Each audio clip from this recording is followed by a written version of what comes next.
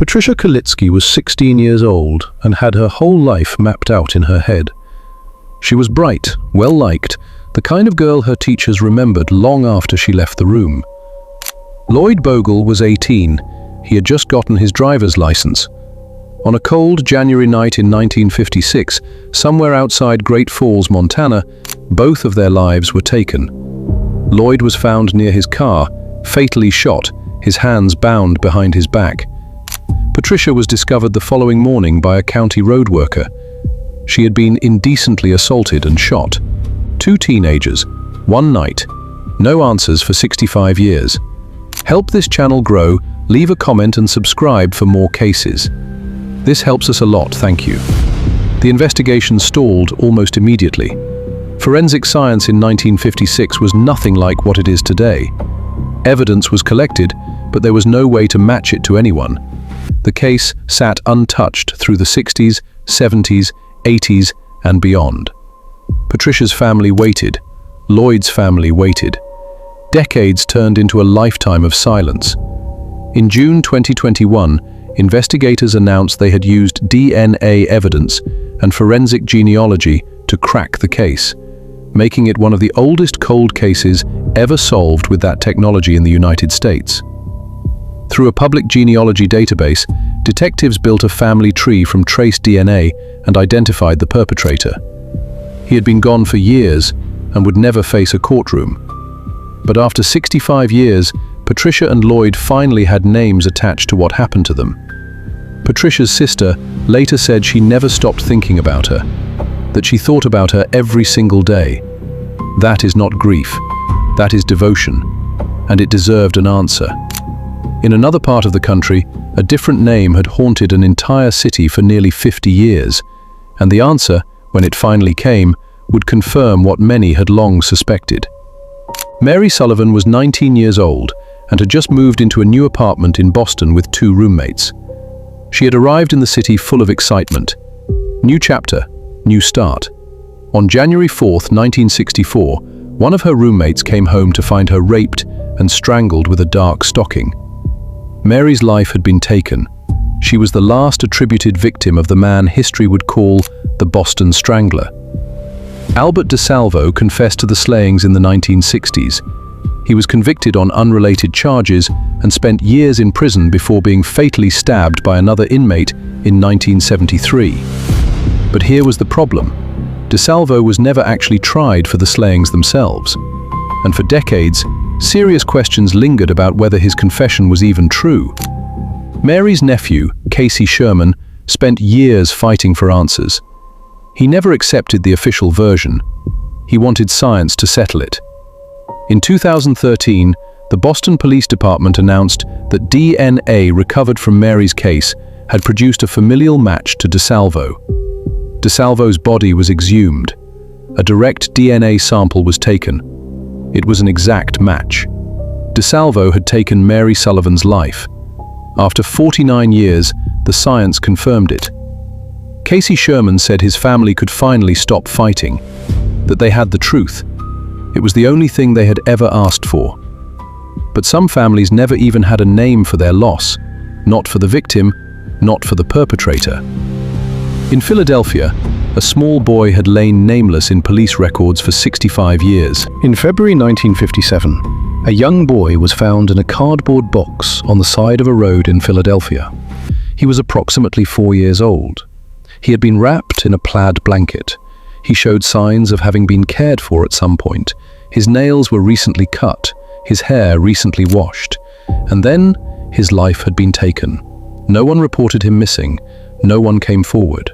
For 65 years, he was known only as America's unknown child. Investigators tried everything across the decades. Sketches were circulated nationally. Tips were followed and abandoned.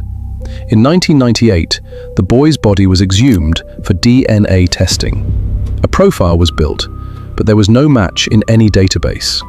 The case sat for another 2 decades. The break came through a public genealogy service. A second cousin once removed had uploaded their DNA online, not thinking anything of it, just curious about their family history. That upload gave investigators the thread they needed.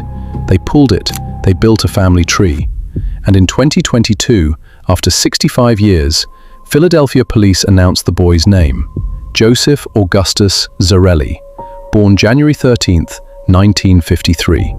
Who took Joseph's life remains unknown. That question is still open, but he has a name now. He is not America's unknown child anymore. He is Joseph, and that matters. If any of these cases have stayed with you so far, leave a comment below. Not far from where Joseph was found, a young woman had set out for work one morning in 1980 and never made it home. Helene Pruszynski was 21 years old, an intern at a Denver radio station, full of ambition and energy. Her colleagues remembered her as warm and hard-working. On January 16, 1980, Helene's body was found in Douglas County. She had been indecently assaulted. Her life had been taken.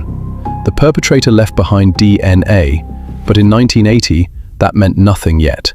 By 1998, DNA science had advanced enough for investigators to build a profile from the evidence. It was uploaded to the FBI's national database. No match came back. Years passed. Then came the era of consumer DNA testing.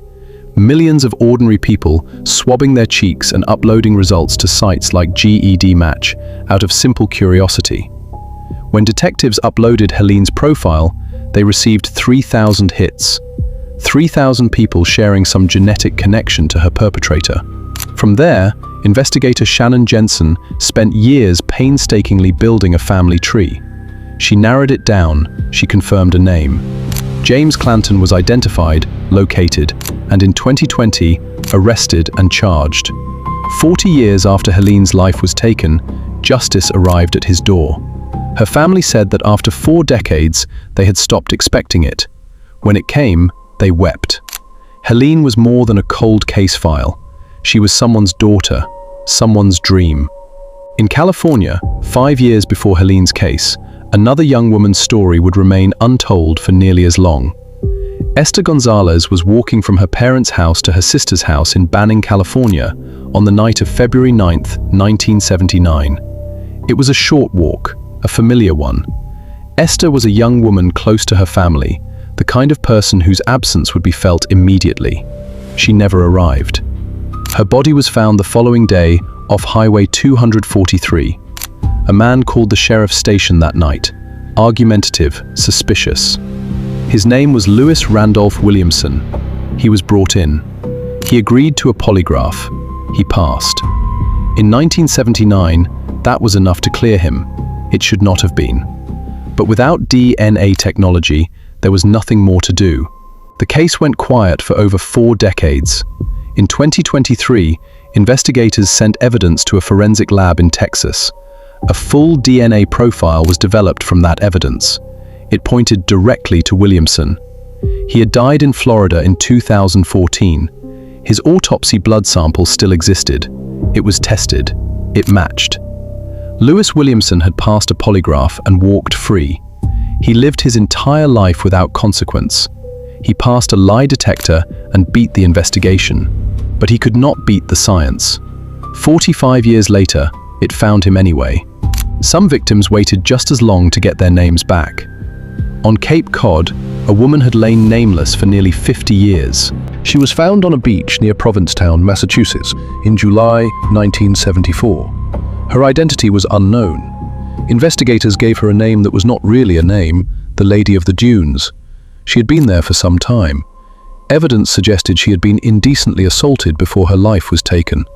No one reported her missing. No records matched. For 48 years, she had no name. In 2000, her remains were exhumed for DNA testing.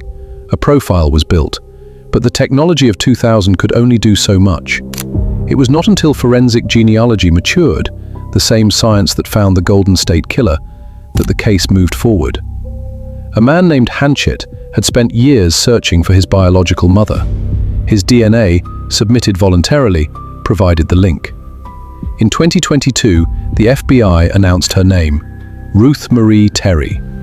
Her husband, Guy Rockwell Moldavin, was identified as the likely perpetrator. He had died years earlier.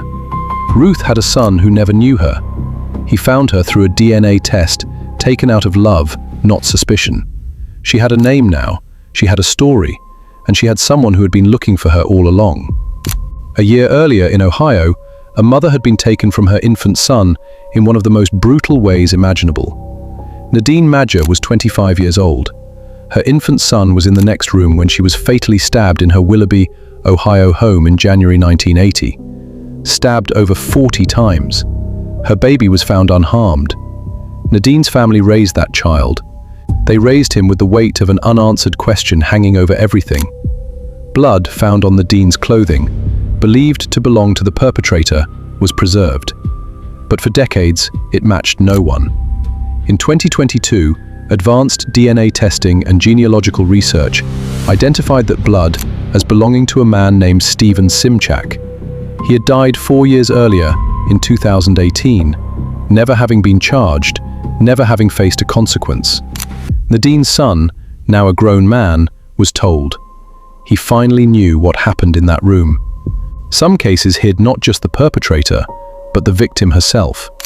In Pennsylvania, a young woman was forgotten for nearly 50 years before anyone knew her name. Lindy Beichler was 19 years old when her life was taken in her Lancaster apartment in December 1975.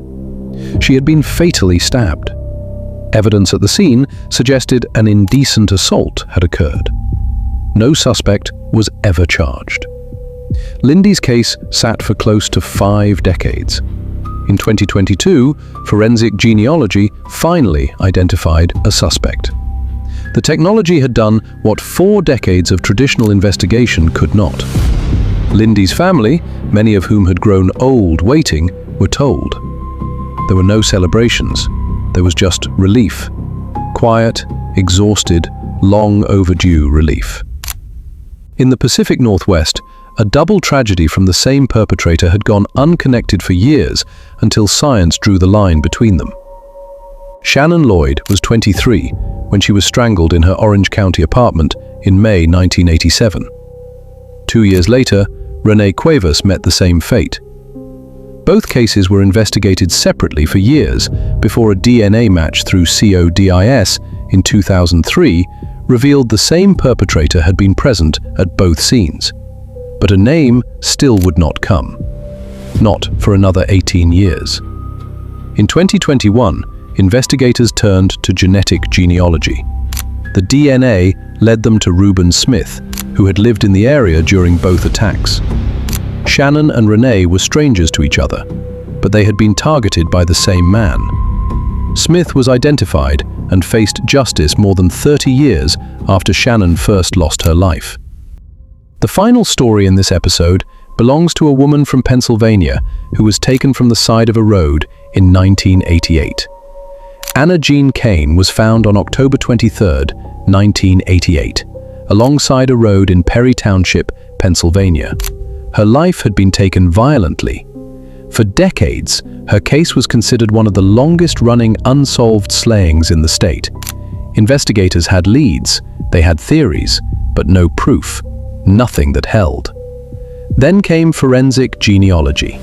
In August 2022, Pennsylvania State Police and Berks County District Attorney John Adams announced that DNA technology had identified Scott Grimm as the perpetrator. The science had traced a genetic profile from evidence collected at the scene all the way through a public ancestry database to Grimm's family tree, and then to Grimm himself. Anna Jean Kane had waited 34 years. Her family had waited 34 years. When the announcement came, it was not a celebration. It was a long exhale. The kind that only comes when something you have carried for decades is finally put down. 10 cases, 10 families, 10 moments where time stopped for someone who never deserved it. Some of these perpetrators faced a courtroom. Some died before justice arrived, but the science found them anyway. DNA does not forget, it does not retire, it does not give up. And because of that, these 10 people are no longer just cold case files. They are names, they are people, and their stories deserve to be told. If this episode meant something to you, a like and a subscribe helps make sure these stories reach more people. We will see you in the next one.